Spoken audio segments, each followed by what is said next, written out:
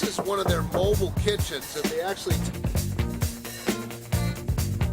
Is that even some, what I call habitual...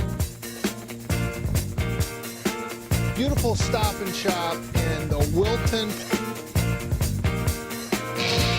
penalty, but it was actually a tax, and that it... Absolutely. What's the name of the show?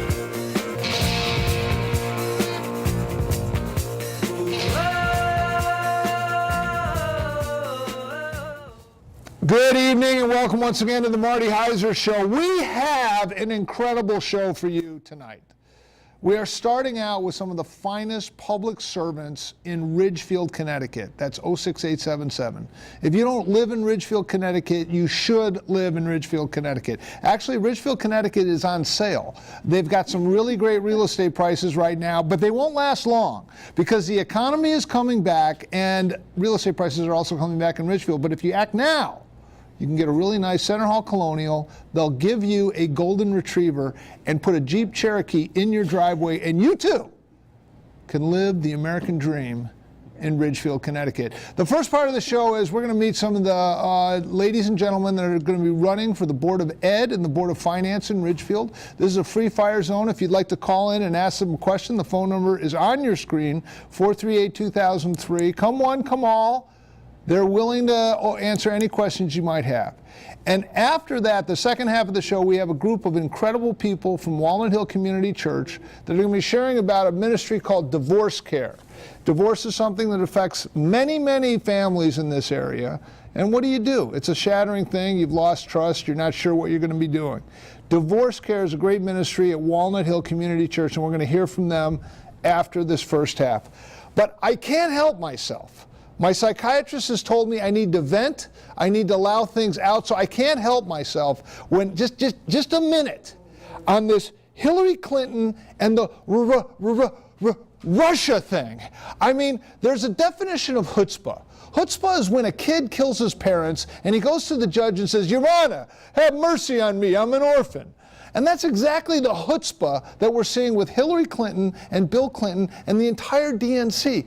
Come to find out, the collusion with the Russians wasn't Trump, but it was Hillary Clinton and the DNC. They paid $6 million for this dossier that was a bunch of nonsense. I mean, it seems like Donald Trump is the only guy in Washington not colluding with the Russians. You got Podesta, you got that, his former, who was the original campaign manager, a guy from Connecticut here. Anyways, he was fired. Everyone's colluding with the Russians. The guys have put Russian dressing on his salad. Anyways, come to find out, Hillary Clinton paid $6 million. You can't make this stuff up. It's unbelievable. And she admitted it. And speaking of admitting, the IRS has also just settled a lawsuit where they're going to be paying 300 conservative groups that had the word, dare I say, patriots, or dare I say, Tea Party in their name. Over 300 of them were targeted by the IRS. That was settled today. You won't get this on the mainstream media. It was settled today. The IRS has to pay these people off for what they had to do to deal with these things. And the targeting of political groups evidently is on the wane. And speaking of on the wane, ISIS. For 8 years, we had to run around and hear about how we couldn't do anything with ISIS. Here comes Trump, the bull in the china shop. I know, it's like green olives. It's an acquired taste. I get it. It's kind of like your drunk uncle at Thanksgiving, and you're wondering what he's going to say next. But I'll be damned if he said, I'm going to bomb the you-know-what out of ISIS, and he has. And ISIS is on the run, and they're in retreat. It's a beautiful thing to see. One last thought. 1.5 million of your fellow citizens are now off food stamps. That expanding food stamps rule, which the Democrats like so much because they love government dependency, well, the Republicans are in, the economy's coming back, the stock market's at an all-time high, and just recently it was announced 1.5 fewer fellow citizens of yours are on food stamps. That's all I got. A lot of happy things. Actually, Donald Trump said, if I get elected, we're gonna win so much, you're gonna be sick of winning. This is a pretty good winning streak. All right. Now back to local politics. Mike Rodazio, Caitlin Hayes, David Cordesso, and Scott Preston. thank you for coming in, and thank you for enduring my, what would you call it, a rant, really, rant. wouldn't you? My rant. Yes. Yeah. Yes. Take a breath, Yeah, Marty. I'm telling you, Take a breath, Marty. it's funny. I have arguments with my wife. I mentioned this, and she goes, "It's all about you." You know, it's literally the Marty Heiser show. And It is. Okay, Well, but now we got to get serious. Kind of like a League of Women Voters, you know, panel. It's important. Yes. Caitlin, let me start with you. You seem like a very rational person.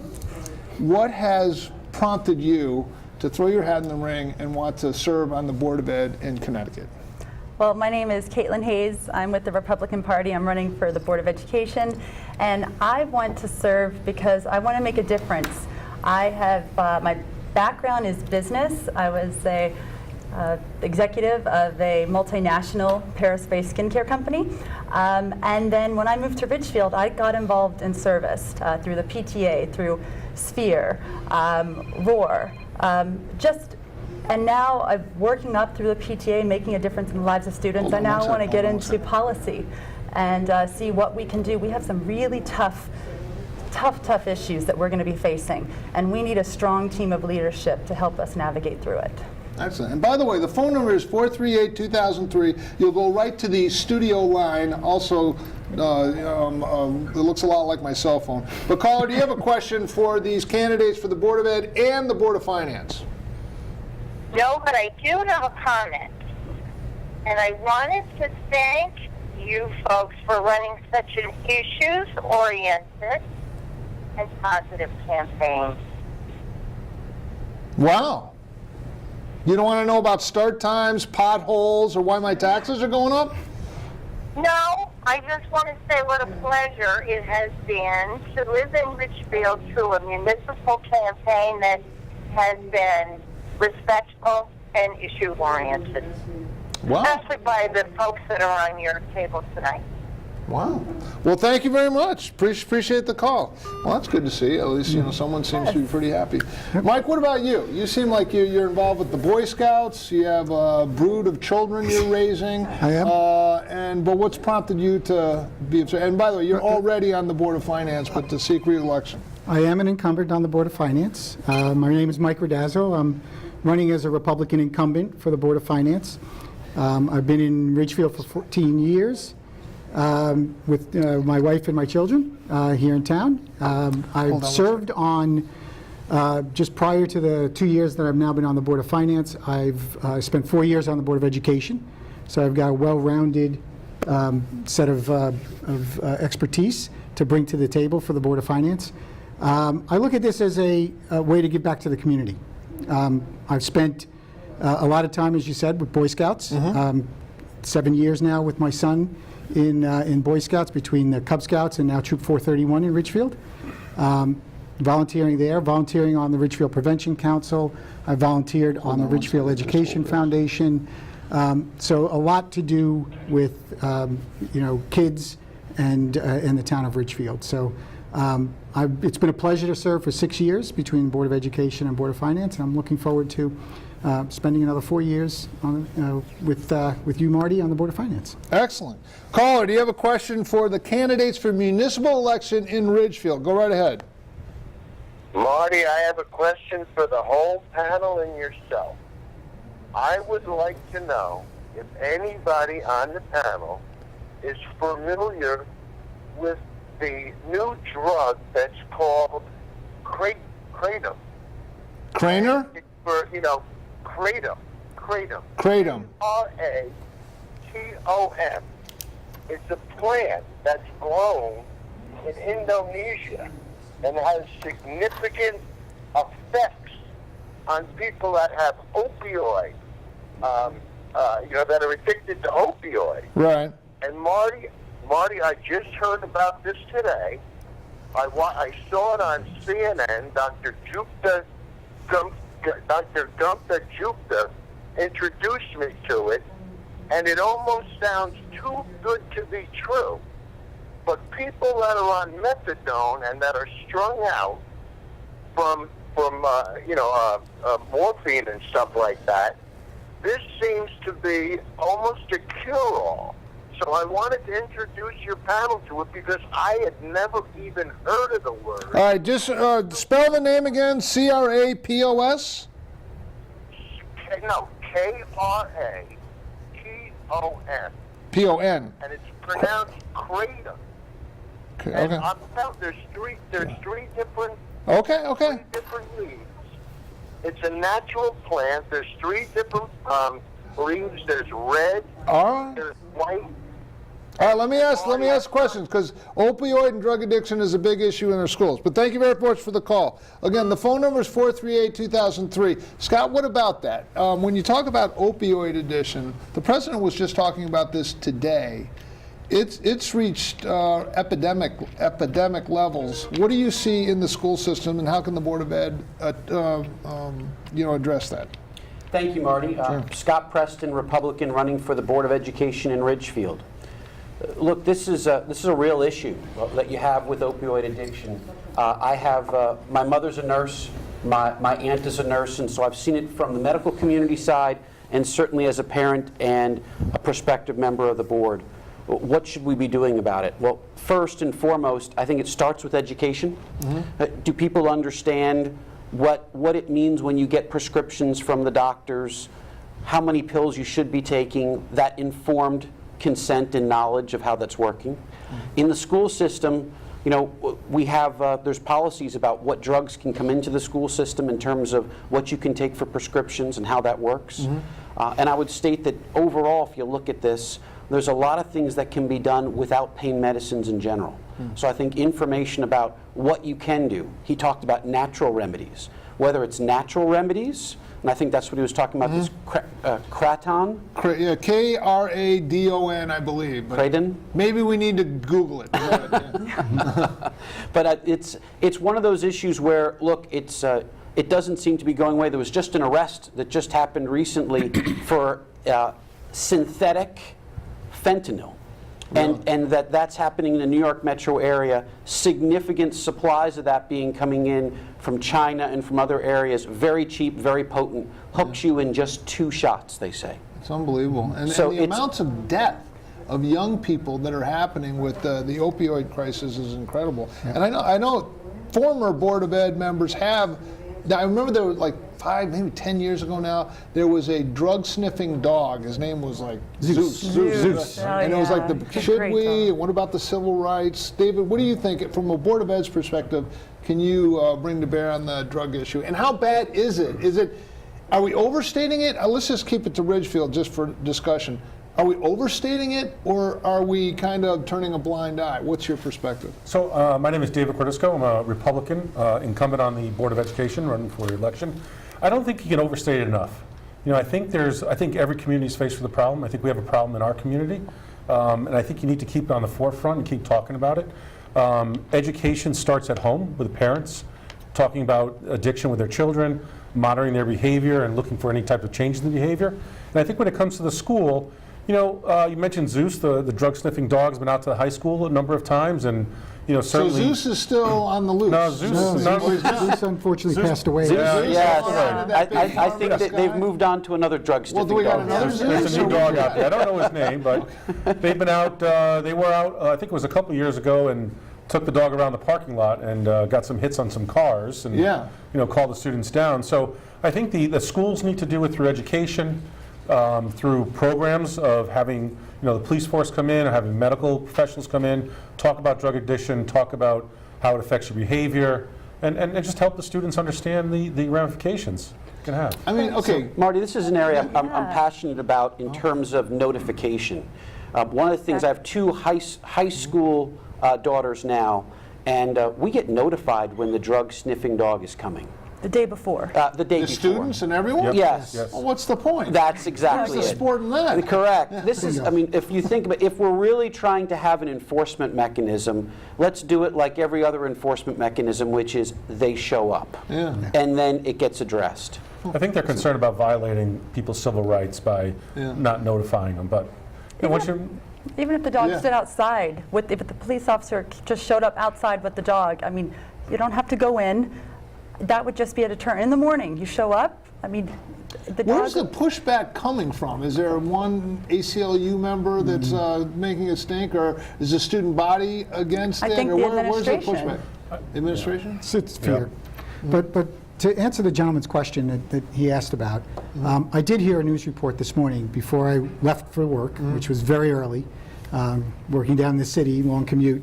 But I did hear it on one of the very early news shows about this drug, or really? about this cure to the opioid epidemic. Right. And it seems like it's a great thing, but you would rather not want to have that.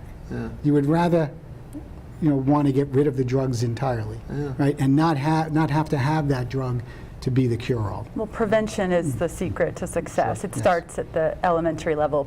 You have to start educating children. Educate them early. Okay, Early. lightning round really quick. A letter grade, A, B, C, D, pluses and minuses. How is the Ridgefield School District doing addressing the opioid/drug issue? Letter grade. I would give them probably a B minus. B minus? I'd say a B. I give a B plus. B plus? I'd say a B. A B. Okay, so room for improvement on all of those. It is kind of an existential question, though. What is it about the youth? I mean, maybe in our day or back in the 60s, it was guys just, getting drunk and driving motorcycles. Maybe in the 70s or 80s, I don't want anyone with a show of hands, but the occasional marijuana from time to time and getting, the Joneses are out of town, let's break into the liquor cabinet, that kind of thing. But it seems like now there are more deadly consequences with these opioids. Marty, there are pill popping parties. Is that what? Yeah, it's like. I mean, where people go and there is a fishbowl, and there's all different prescriptions that are in there that kids bring to them. This is things that I've heard from my daughters. Wow. Where then people just stick their hand in, you don't know what you're grabbing, and you have it. Yeah, our children are dying.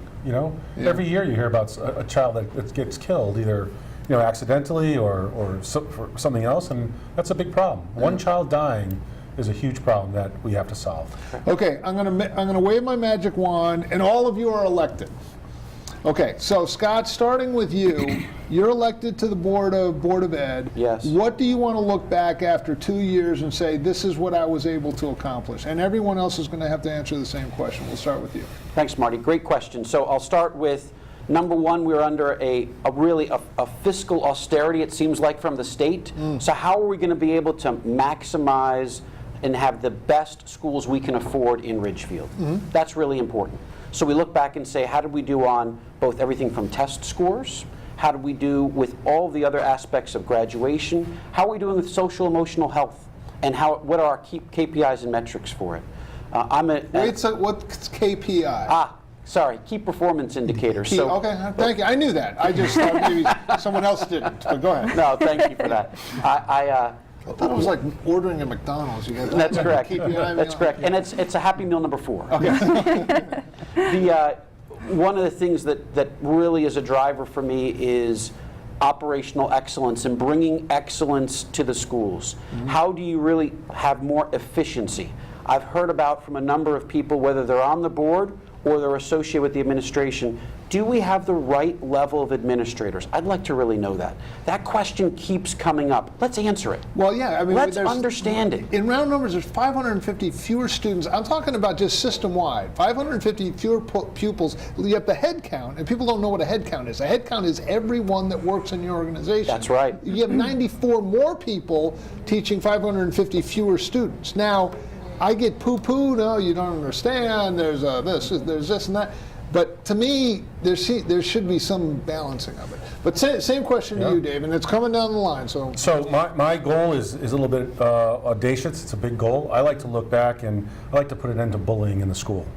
I joined the Board of Education a number of years ago because of bullying, because I was looking and seeing kids getting bullied on a regular basis. And if I could work hard to put an end to bullying and improve the social well-being of the students and not have them afraid to come to school, then I'll be successful. The thing about bullying now, and I know that's been an issue, but the thing about it now is it's supercharged with the internet. Yep. With the internet. It used to be, that's the guy with the bad skin, and we tease him in class. But now it just it's like on steroids. It's easy to do, and it's everywhere, and you don't realize how much it impacts the kids. when they're in their room crying at night, they're afraid to come to school. It's a problem. I fully agree with David. This is a pervasive issue. Matter of fact, I was just sharing with Caitlin on the ride in here that my daughter yesterday in Ridgefield High School was bullied. It's a very personal issue for people. It certainly is for me. And it's another area of passion. I fully agree with David. How do we get this and so it becomes a matter that's extinct? We stop talking about it because it has gone away. It seems to be culturally pervasive, and that's a real concern. And adults do it too. I mean, Yes. while we're running, have any of you not had someone, take we a shot? saw It it on happens. Tuesday. Yes, we saw it at the high school debate on Tuesday. We sure did. I'm experiencing a microaggression here. Again, my name's Caitlin Hayes. I'm running for Board of Education, and what I want to look back on in 2 years is know that every issue that came up, that I advocated for accountability and oversight. Because if we take that approach to everything, zero-based budgeting, bullying, the amount of administrators we have, special education, if we take that philosophy and we really try our best to make sure we are maximizing the value of every tax dollar we spend, that we are not wasting money, we're spending wisely, we'll build trust. And hopefully on the Board of Education, if we do a good job with our budget, you'll approve it on the Board of Finance, and all will be well. So I'd like to see that that we implement smart budgeting and we make smart decisions. Same question for you. Collaboration and cooperation. Absolutely, Across the boards, absolutely. and that's what we need more of. But to me, my success would be to deliver, you said 2 years? So Yeah. for the next 2 years, deliver fiscally responsible budgets that are palatable to all taxpayers of Ridgefield. Yeah. Right? And that means taking the Board of Education's budget and their priorities into consideration, understanding every single line item, and David will tell you, he sat on the board with me when I was on the Board of Education. I will delve into every single line item, understanding it so that I can make a good, conscious decision, marrying that up with the Board of Selectmen's budget to make sure that, again, we're providing what the schools need in the way of their programs and what the town needs in the way of town services. Putting that all together, getting all those ingredients together, baking the pie, and hopefully making it a palatable pie for everybody to enjoy. Yeah, I you have to agree. agree with that, because it's a delicate balance. Taxpayers, the students, the community, I mean, everyone has a stake in our school district, but not everybody has kids in the school district. So you have to have something for everybody. You can't just keep raising taxes every year and expecting everybody to continue to pay. It's difficult. I would like us to collaborate from go, rather than when we just get to budget season and we're duking it out. I wish we could have ongoing communication, and when we're encountering a challenge in the Board of Ed, we could share it with you. Maybe you've seen something before, you know someone in the past that served, or we could look at year-over-year budgeting. But I would like to have ongoing collaboration so that the budget season is much more pleasant. Yes, that would be a Perfect, wouldn't perfect it? thing. Yeah, it Yes. would be the perfect storm. It would for us be. to enjoy. Well, it's interesting, like, just philosophically on all this, because we are a community that lives together, and you have retired people, you have empty nesters, you have young families with children that move here. Right. But we all have a stake in the real estate values of our homes, of houses that we buy, and the attractiveness to the greater community. So when you have something like a really excellent Boys and Girls Club, that helps. When you have something like Founders Hall, that's a big plus. People come just, for the Founders Hall. But it is interesting when you talk to different groups, they're like, I don't have any kids in the school, so my taxes keep going up. And the argument I heard once is, you have to pay for the fire department. Just because your house doesn't catch on fire doesn't mean that you don't have a stake in having a good fire department. Same thing with the schools. You benefit in an incredible way from having a school system that's world class that attracts people to town. And I love talking to people. We've been doing, greeting people as they went into Stop and Shop. Most of them are from North and South Salem, by the way. Don't get me started on that. Give me that back. You can't. But when people say, "Oh, I just moved here, I haven't registered," and if they want to talk, usually they're like, get away from me. But if they do want to talk, I ask them, what made you want to come here? And on the top of the list is the school system. Yeah. Absolutely. And a valuable school is going to raise your property value. Yes, right. Yeah. I mean, a great firehouse, gosh, our firefighters are amazing. But a great firehouse is, you're not necessarily going to buy a house, oh, that's a great firehouse. Yeah. But if there's a great school, you will buy a house in that neighborhood. Well, and to It's- that yeah. point, think of greatschools.net, right? I remember Yeah. moving to Ridgefield 5 years ago. Okay, yeah. What did you Case use? in point, what was your motivation? Greatschools.net. You look Okay. around, and I was working in Connecticut and had this opportunity. I need to find a community. Well, which community do you select? And we were looking pretty good on greatschools.net? Greatschools.net, Yes. Ridgefield. That's Looking like great. a personal Yelp account. How are we looking? That's Okay, right. and- That's right. Let's put it this way, Marty. It checked a lot of boxes. Okay. Because look, Yeah. if it's not only for the people who have kids in the school district means that what happens when those kids graduate? They want to stay in the community. It fosters the next spirit, the next generation of the community. I run into a lot of people who say, after college, one of my aspirations is to come back and live in Ridgefield. Yeah. That says a lot about the community. Yeah. That says a lot about the school district. Yeah. And it says a lot about why all of us, I think, want to give back. I know that's my reason for being It here. is Wanting a- to give back to the community I so dearly love. Sometimes we got the yin and the yang here. That's true, but can we do it in an affordable way that keeps Ridgefield attractive from the tax perspective? Because I also hear, I had a house in Chappaqua, or I had a house. There's a little town called Bronxville, New York. Oh, goodness. And Why of we do a lot of taxes. work in Bronxville, New York. There was one of my customers that stood on his front porch and he pointed to houses. You go, see that house? $100,000 in real estate taxes. You see that house over there? 94. I don't know how he knew all this. I'm probably the nosy guy in the neighborhood. But he's pointing to these houses, and they're upwards of $100,000 in real estate taxes. And that's what you get in the Chappaqua, the Scarsdales, the Bronxville. And they come up here and they have a Center Hall Colonial, and taxes are only 18 grand, and they're like, wow, that's a bargain. Then you got the guys who retire down to Florida, and it's like, yeah, I got a McMansion, I pay $600 a year in taxes. Like, oh, great, enjoy yourself. They always say life is about perspective. Yep. Yeah. But so I think, I don't know, this is actually helpful. We're sitting here, we're talking, we're going out drinking after. No, probably not. Scratch that. Is this live? Okay, never mind. But I think that's right. No, and I agree. It's a great community, it's a great town, and it's definitely a place where people want to come. We want to make it a place where people want to come. And there's a lot of things we need to do to keep it reasonable for everybody. And again, low tax base with the great services, that's the winning combination. And understanding that people really don't move to Ridgefield for the easy commute. No, they don't. They move I here will for the guarantee you they do schools. not. I will guarantee they do not, considering I spend 2 hours and 15 minutes getting to my job in the There city. you go. Okay, am I the only guy that has this experience? So if I go on vacation or if I leave, I'm gone for a week or two or something, when you come back to Ridgefield, don't you have a new appreciation? Like, this is like the most beautiful town. Yep, I feel like I'm on a absolutely. movie set. Yeah. It's like, cue the deer, cue the mom. just All got the named- children are above average and well scrubbed. That's correct. We just Yes, got, we just got exactly. named a Norman Rockwell painting of a downtown. Right? So there you go. Main Street. Right. Well, called it the all the Norman children's Rockwell above painting. average. That's like the Lake Wobegon saying. Yeah. We're living that. Okay, we're in the lightning round. We're closing out. We're going to go this way, but in just look into that camera to the vast viewing audience and say why people should come out on November 7th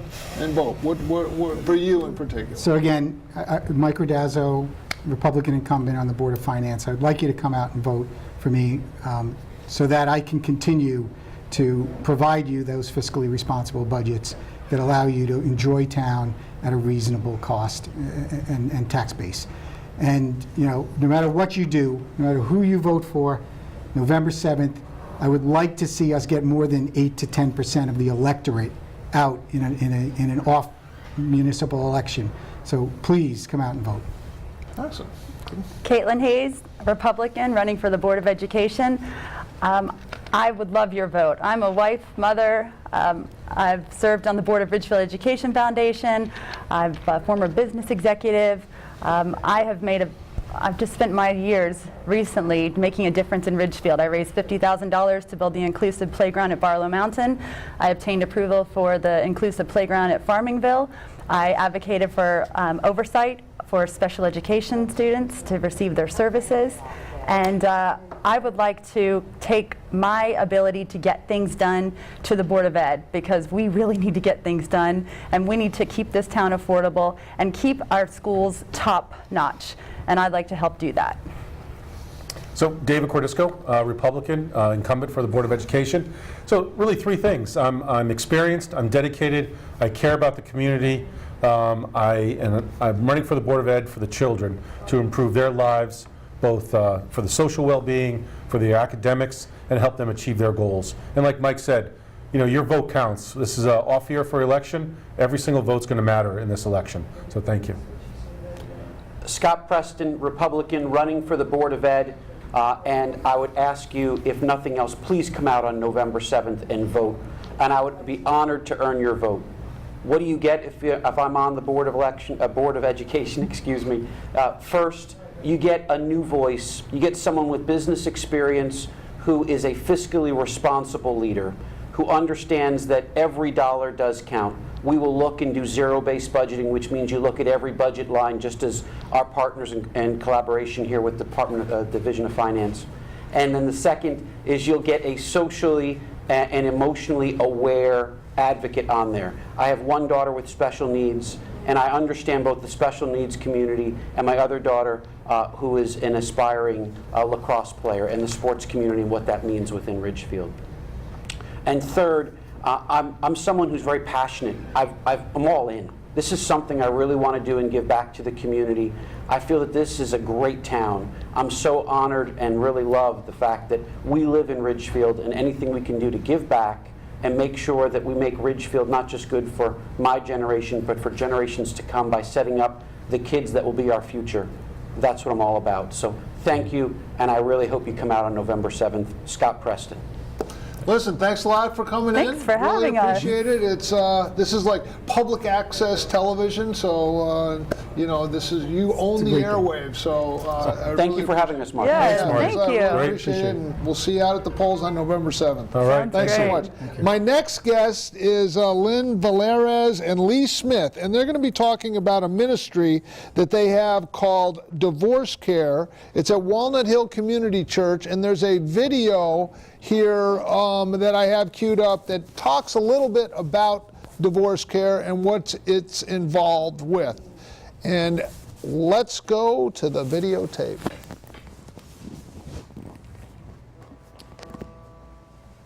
I found out that he was having an affair. It was right after Christmas. It totally floored me. I meand I was devastated. Was I not pretty enough? Did I not make enough money? Was I not successful in his eyes? I went and had a makeover to try to win my husband back. When I got the divorce decree in the mail, it was just like another wave of grief that came over me. The depression got to be almost more than I could deal with.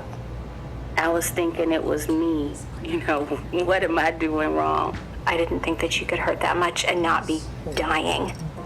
Going through separation or divorce is painful and traumatic. Unfortunately, few people understand what you're going through, and even fewer know how to help. That's why there's Divorce Care. Divorce Care is a comforting 13-week group led by caring people who understand what you're going through. Each week, you'll watch and discuss a video that offers hope and practical tips that you can use to stabilize and move forward. It was just a relief. It helps you understand what you're going through. You know, why you couldn't eat, why you had no energy. I was given time in every class to talk about the pain. I could be me and no one would judge me. Divorce Care became a lifeline.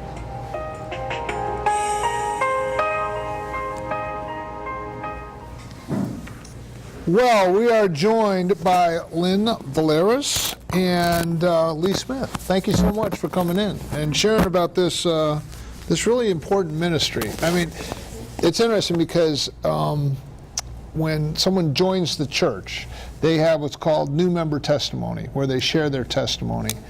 And I would, you know, I don't know, put a percentage on it, 80, 90% will have some kind of heartbreak that has to do with a broken relationship in their family that has really profoundly affected their life. Tell us about Divorce Care. Tell us how you got involved. Sure. Divorce Care is it's a Christ-centered divorce recovery program. And I've been co-leading it now for about 2.5 years. And it is a wonderful program. I can't speak enough about it. I began attending Walnut Hill after my divorce, in a similar story to what you're saying, that it generally is a crisis that brings people to a program such as this. So it is wonderful. What we often hear is that it is a lifeline, that it is, something that profoundly impacts people and truly is a lifesaver for them during this difficult time. So. Wow.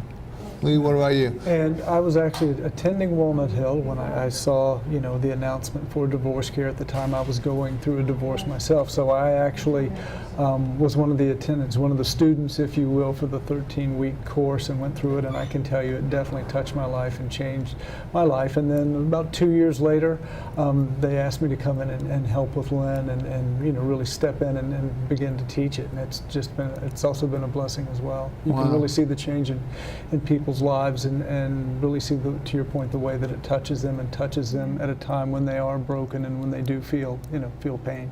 Yeah, it's interesting. People talk about becoming a Christian. Like, I saw the light, no more troubles, no more. It's like, oh, it's a panacea. You surrender to Christ and everything's fine. Is that a wrong perspective from the Christian perspective? Do you have, what's your story? Well, the Bible does say we will have trials, right? But it's, life is not perfect, but yet there is a hope, and that is, what Lee and I bring to this course. Is I've been divorced, it'll be 10 years now in January. And I just truly, my relationship with the Lord the foundation of divorce care is true healing is found in a relationship with Jesus Christ. And I can just testify to that the profound impact that it's had on my life. And so, if you don't mind my asking, if I'm getting too personal, just give me the Heisman, the stiff arm. But were you a Christian when you went through divorce? Was that I knew the Lord, but I didn't really know the Lord. I didn't come into a true relationship with Him until a year after my divorce. Okay. And it was through a crisis, making the wrong decisions. And so when I teach the class, I can speak from that perspective. Yeah. And so. It's interesting. I went to a Christian college, and they told us, whatever the number, 40% of the marriages from this school are going to end in divorce. Yes. I was like, you got to be kidding. No way. Andre and Sue are always going to be together, my wife. And then you live, and so you hear one, and then Facebook, and this is a Christian college. These are strong Christians that you wouldn't think would have their marriage break up. What about you? What was your situation? Yeah, so I was a believer. Actually, at my prior church, I went to the pastor there and said, my wife is, considering going through a divorce, and he really didn't have any answers for us, and wasn't really open to working with us, on our marriage. So that's part of what brought me to Walnut Hill in the first place, was looking for some place that was more open. And as I said, I was actually attending there for a few months before I ever found out about divorce care. Wow, yeah. Wow. I mean, if a marriage is in trouble, from a Christian perspective, and I don't have the answer on this, but is it like save the marriage at all costs, or is it if there's been infidelity or abandonment, then it's biblically okay to divorce, or what's the perspective from divorce cares?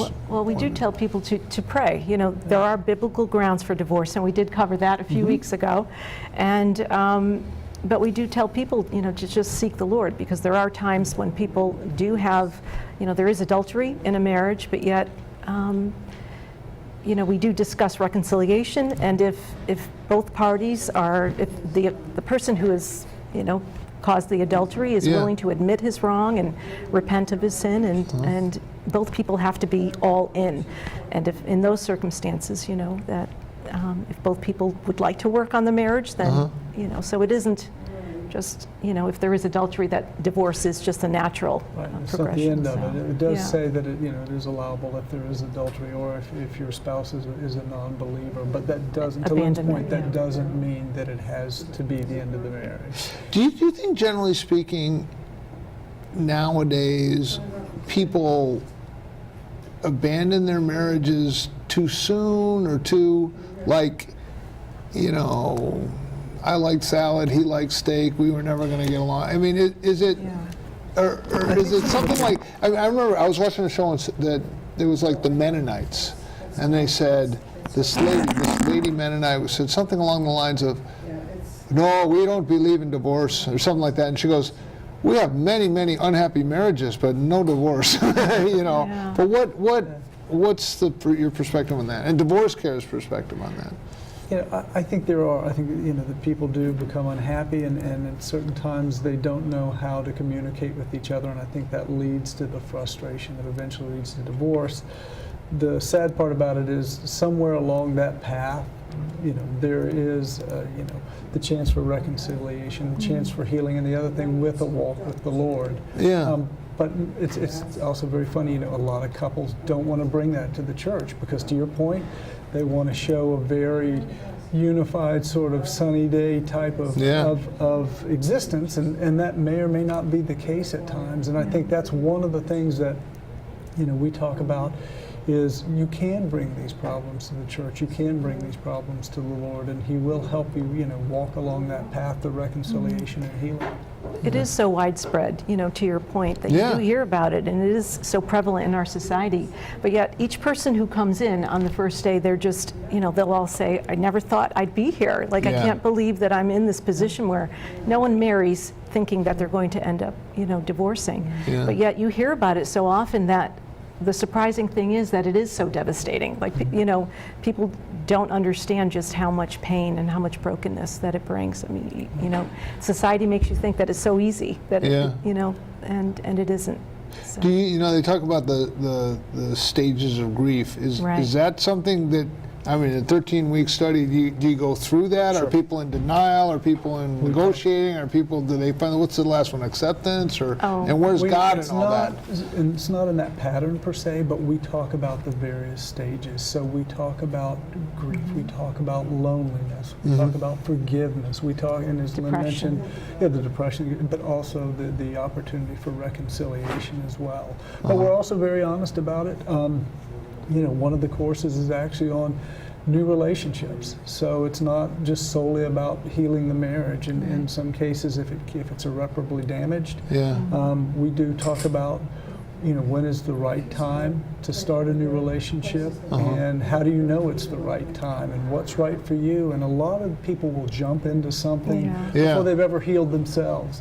And that's you know, we talk about that and teach about that as well, about how to do some self-evaluation, whether you feel that you are 100% in the right or 100% in the wrong. You know, learning to heal yourself before you seek out, you know, starting a relationship with anyone else. Well, what advice would you give along those lines? Oh my goodness! Catch someone on the rebound kind of thing? No. I tell people to wait. You'll desire. You know, we just have an innate need to be wanted and to be loved. But yet, you know, the foundation of our course is to center your life around Jesus Christ. And that's where the true healing comes. It's not, you know, someone else can't fix you.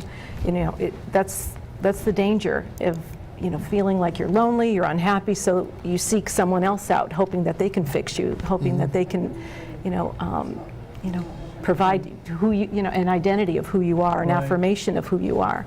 And there's such a danger in that. So what we recommend and what the Course teaches is that you allow the Lord to fix the lens with which you view yourselves, and thereby you fix the lens of how you view others as well.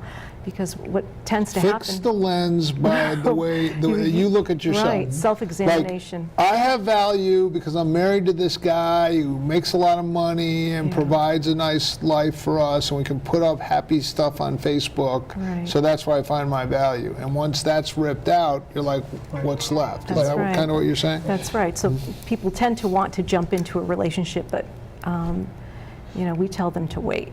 You know, most definitely. We tell them to wait, and we do, and we tell them to do, as you point, look at themselves through a new lens. But you know, what you're talking about when you're talking about people being ripped out, a part of this is people have a different center than what is healthy. So it may have been a money center, it may have been a friend center, may have been something about themselves. And what we teach through this is really all of that is temporal. It's going to go away at some point. And what we really try and stress is that you have a Christ-centered life, everything else will come into focus and come into balance for you. But you need to recenter.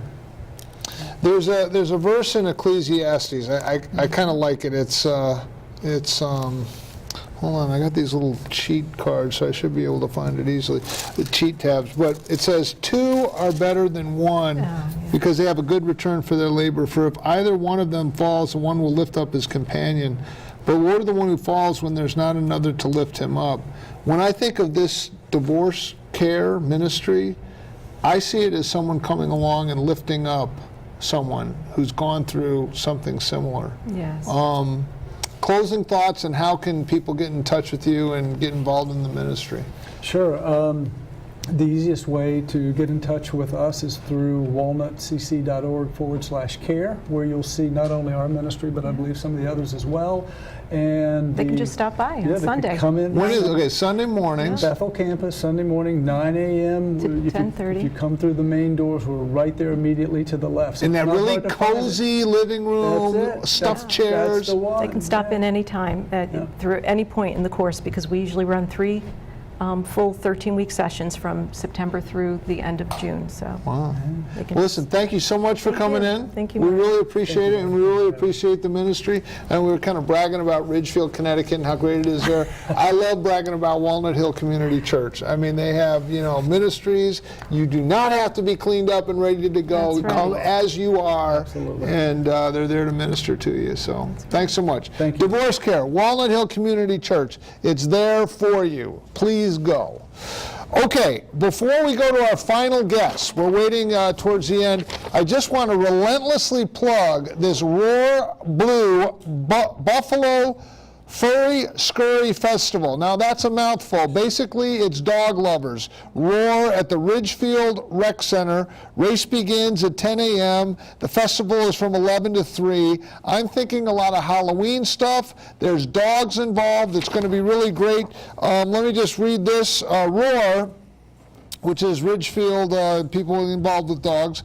This year's event will kick off the very popular, very scary, furry, scurry 2-mile walk and run. Kids, ding dong dash at 10 a.m. followed by this run. 2 miles. Come on, we can gut out 2 miles and bring the dog with you. There'll be food trucks, live music, tons of vendors. This is going to be incredible. You've got to go. Let me hold that up if we can get that flyer up there. Bring your dog. It is a dog-friendly situation. And that's where it's going to be. Again, it's going to be this Sunday, the 29th, from 10 a.m. So you'll go to the early service at Walnut Hill, then get over to the scurry thing here, and it's going to be absolutely great. Just go to the website, Roar, and it's fantastic. And now, Marty. Well, it's funny because we were talking about all this, and I opened with a rant on the Russia. Turns out it's good. But what do you have on all this to bring things full circle? I thought you were going to lead off with winning. You remember that? No, I did mention that. Trump speech. Because, we're winning so much. When you think of ISIS, when you think 1.5 million fewer people on food stamps, when you believe that IRS, you won't get this on the mainstream, IRS just agreed to pay 300 Tea Party groups and any group that had Patriot in it for being falsely targeted by the IRS. Do you know how it feels like being targeted by the IRS? It's like, that's what it feels like. The Gestapo is here. It's winning. It's winning. And winning then, on the budget. And then the budget passed. Winning on tax cuts. It's a beautiful thing. But winning on the wall. No, I think the winning part is really. You know, illegal immigration is at a 35-year low. And they haven't even built the wall yet. It's called winning. I'm telling you, it's like, and the other thing is when they say, election, there's fraudulent election. No, there isn't. Maybe a little. There's no fraudulent. people are actually returning their fraudulent voter identification card because they're like, I don't want to get swept up in this thing. And I'm not a citizen. Sorry, just take it back and let's forget the whole thing. Do you realize that that's happening even before the investigation is even started? Well, it is funny because in the election cycle, right after the election, Trump comes out and goes, there's massive fraud in voting. Yeah. I'm going to put people in charge of rooting this out. And then you find like county after county after county across America in Democratic-controlled strongholds where they had more votes cast than they had people living there. I know, especially like there's sections in Detroit where you have like 2,352 registered voters, and there are 3,200 votes for the Democrats out of that district. Well, it's unbelievable. So the thing that really struck me as kind of entertaining was the Supreme Court came out, or one of the federal judges came out tonight and said, oh, by the way, it's okay for Trump to dismantle Obamacare by cutting subsidies. Yeah. Well, they always say the courts are nonpartisan, right? So back in 2015, when Obama was in office and they ruled, they said, Obama can pay subsidies. Yeah. And now they're saying, well, he can dismantle it. So well, not only that, but Obama's Department of Justice looked at the IRS scandal and said there may have been some targeting, but it wasn't on purpose. So let's forget the whole thing. Not this time. The IRS just apologized to those patriotic conservative Americans that were illegally targeted, and they're going to have to pay reparations for what they did because they had to, come up with all these legal fees to do what they're doing. Total loss for the IRS. So Maxine Waters comes out. Remember this is about 6 months ago, and she's saying, we need to charge Donald Trump with treason because colluding with the foreign power to try and affect an American election, that's treason. It's terrible. Hang him. Do you understand that Russia bought $100,000 worth of Facebook ads? I mean, I have a painting business. That's about our budget for painting, Facebook ads. That's like, and meanwhile, the Clintons, the chutzpah of the Clintons, they got like $148 million to the Clinton Foundation. Bill goes tolling over there for 20 minutes. He gets a cool half mil. I could speak for 20 minutes. I get nada from here. This is all for free. Give me even a fraction of that $500,000. I'll give those Russians a speech they'll never forget. But they don't call. I check my messages. Putin, you want a speech? No. That call's coming though, Marty. You just wait. Maybe it's an email. It's coming. Right. Well, so okay, let's switch gears to today. So Maxine Waters before was saying foreign involvement in an election is grounds for treason. Yeah. And now the Democrats are at the epicenter of it, and there's actually proof. Unlike everything alleged on the Trump, there's no proof. Nothing. And this, what they paid for, opened the door. $6 million. Yeah. $6 million. Yeah, for the Attorney General to have to recuse himself. Oh yeah. He's got to recuse himself, and then they open up a special counsel to investigate Trump. Yeah. This whole thing They take this fake dossier that Hillary Clinton paid for, a fake dossier. Yeah. And they said he had golden showers, and his lawyer, Mr. Cohn, was over there. Meanwhile, the lawyer said, "Here's my passport. I've never once stepped foot in Czechoslovakia, where this meeting was supposed to be." Then they had these leaders in the Russian whatever, and they misspelled their names. Yeah. I mean, this is like a worthless dossier. I have a dossier right here. Have you stopped beating your wife? Let's have an investigation because there's a dossier that says he beats his wife. I mean, it's like, what the hell is going on? And then they go to the FISA courts, and Obama's like, oh hell yeah, we got to wiretap everyone. And Trump goes, oh yeah, they're wiretapping me. Scurrilous, I can't believe. Well, I guess they did. Well, one of the funniest things. Winning! Sorry, I'm getting all wound up. One of the funniest things about Donald Trump's defense, proving that the dossier was artificial, fraudulent, and all the rest, was he says, guys, look, I'm a germaphobe. Okay, get it? There's no way I do those things. No. So it wasn't that it was like a moral conscience. It was like I'm a germaphobe. Listen, this isn't my first rodeo. But I don't know. I mean, I just sit there and watch the news, and I watch these different. Part of me, I almost feel sorry for them, because like the head of the Clinton campaign, like the newscaster is going, well, surely Hillary didn't know about this dossier, did they? She didn't know, did she? And then they go, well, she might have. Actually, she paid for it. She paid $6 million.